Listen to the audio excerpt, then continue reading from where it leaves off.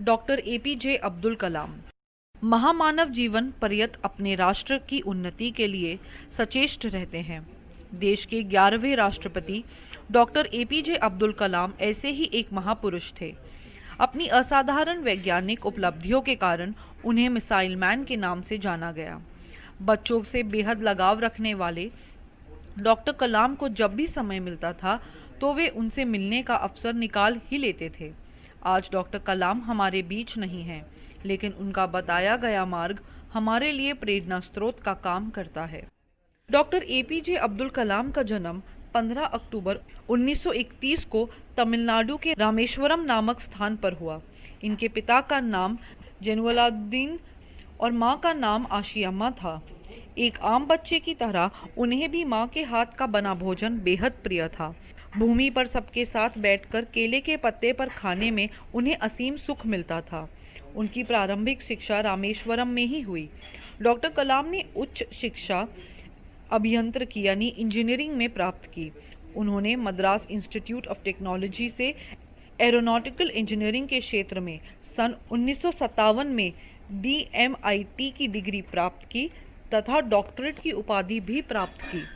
Doctor Abdul Kalam का पूरा नाम अब्दुल पाकिर जैनुलाब्दीन अब्दुल कलाम था। उन्हें भारत में मिसाइल मैन के नाम से जाना जाता था। जब ये इसरो में वैज्ञानिक पद पर कार्यरत थे, तब इन्होंने अंतरिक्ष कार्यक्रम में बहुत योगदान दिए। बहुत सी अंतरिक्ष परियोजनाओं के देशी डिजाइन तैयार करने में इन्होंने विशेष भूमिका निभाई। डॉक्टर अब्दुल कलाम की सबसे बड़ी विशेषता यह रही कि उन्होंने जीवन में कभी नकारात्मक विचार को जगह नहीं दी। अपने ऊपर पूरा भरोसा रखा और अपने हौसले इतने बुलंद रखे कि कोई बड़ी से बड़ी बाधा भी उन्हें अपने पथ से न डिगा सकी। वे ईश्वर की शक्ति पर पूरा विश्वास रखने वाले एक कर्मठ वैज्ञानिक थे। उन्होंने अपनी टीम में काम करने वाले हर वैज्ञानिक व कर्मचारी का हौसला दिया, उनके आत्मविश्वास को ऊपर उठाया और उनके अंदर एक नई ऊर्जा का संचार करके उसे रचनात्मक काम में लगाया। उन्होंने नौजवान वैज्ञानिकों को ही प्रायः काम में भिड़ाया, उन्हें प्रेरित किया और उनके अंदर सकारात्मक सोच की ज्योति को जलाए रखा। डॉक्टर कलाम का कहना है कि मैं जीवन में सफलता पाने के लिए इन 4 बुनियादी पहलुओं को ज़रूरी मानता हूँ: लक्ष्य निर्धारण, सकारात्मक सोच, मन में स्पष्ट कल्पना और उस पर विश्वास रखना। सन 1998 का वह दृश्य याद आता है जब प्रधानमंत्री अटल बिहारी वाजपेयी, रक्षा मंत्री जॉर्ज फर्नांडिस और वैज्ञानिक डॉक्टर एपीजे अब्दुल कलाम परमाणु बम विस्फोटक से पहले सेना की टोपी पहने पोखरण परमाणु स्थल तक पहुंचे थे। इस परमाणु परीक्षण को इतना गुप्त रखा गया कि अमेरिकी सैटेलाइट को भी इसकी भनक तक नहीं लगी। डॉक्टर कलाम ने देश को सुरक्षा की दृष्टि से आत्मनिर्भर बनाने का हर संभव प्रयास किया।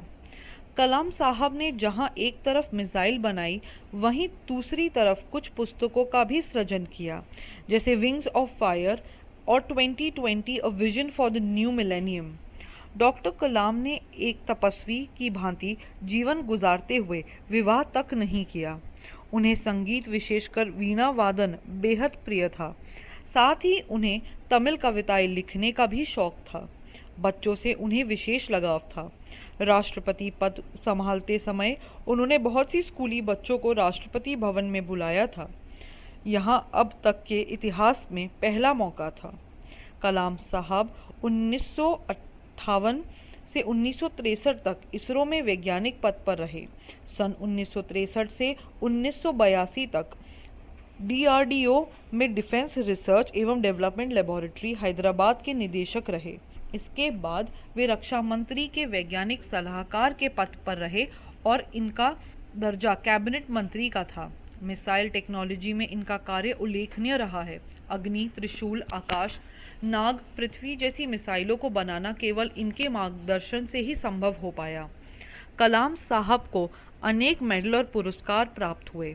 उनको सन 1997 में भारत के उच्चतम पुरस्कार भारत रत्न से सम्मानित किया गया। सन 2000 में विश्व भारती का देशी कोटम पुरस्कार प्रदान किया गया। इसके अतिरिक्त डॉक्टर कलाम को doctor Virendra Rai space award, Om Prakash Bhasin award, national Nehru award आदि पुरस्कार मिल चुके हैं। सन 1981 में उन्हें पद्म भूषण, 1990 में पद्म विभूषण और 1984 में आर्यभट्ट पुरस्कार, aeronautical society of India award भी मिल चुके हैं। सन 1996 में उन्हें गुजरमल मोदी पुरस्कार से सम्मानित किया गया। सन 1996 में AK फ्लोरिडा अवार्ड से इन्हें पुरस्कृत किया गया। अपनी उल्लेखनीय उपलब्धियों के कारण डॉक्टर कलाम अपने जीवन काल में ही किंवदंती पुरुष बन गए। सन 2002 में भारत के 11वें राष्ट्रपति निर्वाचित हुए। सन 2007 तक भारत के राष्ट्रपति रहे। राष्ट्रपति पद का कार्यकाल पूर्ण होने के पश्चात ही वे बेहद सक्रिय रहे। सन 2015 के जुलाई मास में वे Indian Institute of Management Shillong के व्याख्यान देने गए थे। वहीं 27 जुलाई 2015 को उनका निधन हो गया। डॉक्टर कलाम द्वारा बताए गए मार्ग पर चलकर हम देश को प्रगति के पथ पर अग्रसर कर सकेंगे।